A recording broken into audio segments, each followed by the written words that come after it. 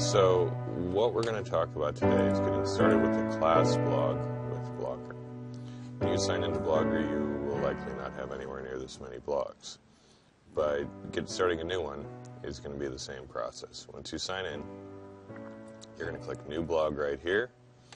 It's going to remind you, if you're signed on to your GAfE, Google Apps for Education account, that your account is a managed account.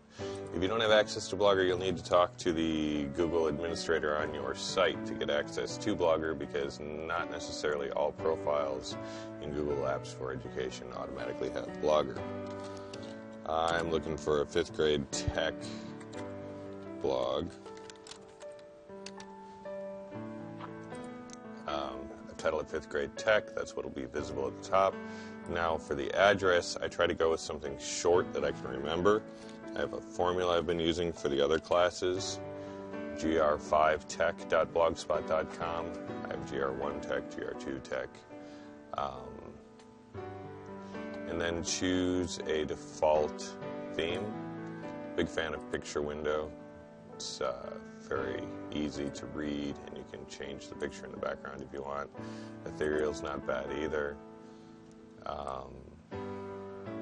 The awesome ends up being pretty dark, as does the travel. So I find that one of these lighter ones works better, and there's a bunch more choices once you're inside the blog. So once you do that, it says right here, your blog has been created, start posting, dismiss. I generally dismiss and go straight to settings. So here on the left-hand column, you've got all of these different things you can choose from.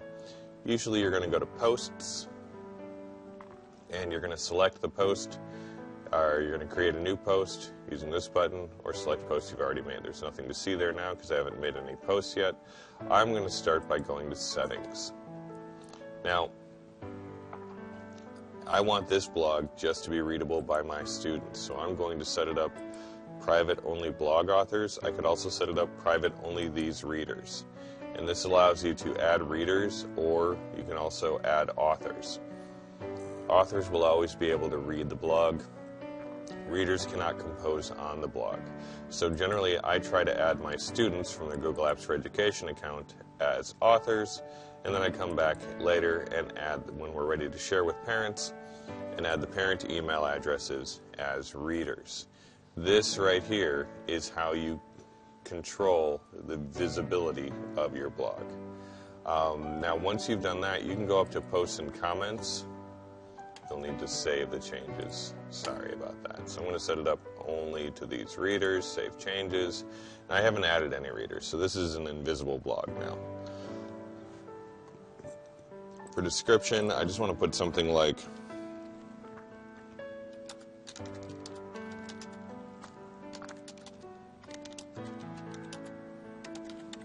blog for 5th grade tech class. Now, I have not put in the blog name or my description anything that says the name of our school, and I've done that with some degree of intention.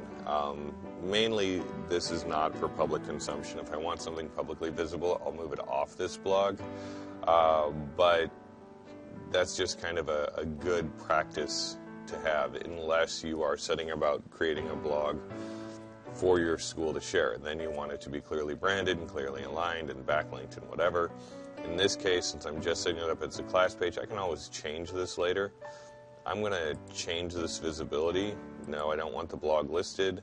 I don't want search engines to find it.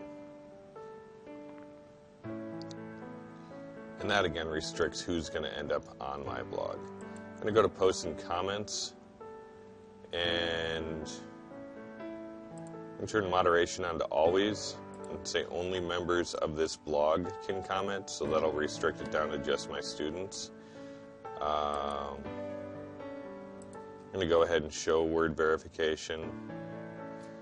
If I wanted to add something like a model or asking students to be appropriate, I could do that here with for message. I don't have one of those ready yet, so I'm not going to do that yet. And save these settings. So that's the first step to setting up a class blog. Just naming it, finding the address, When I'm ready to add my students, I'm going to go back to Settings, Other, nope, Settings,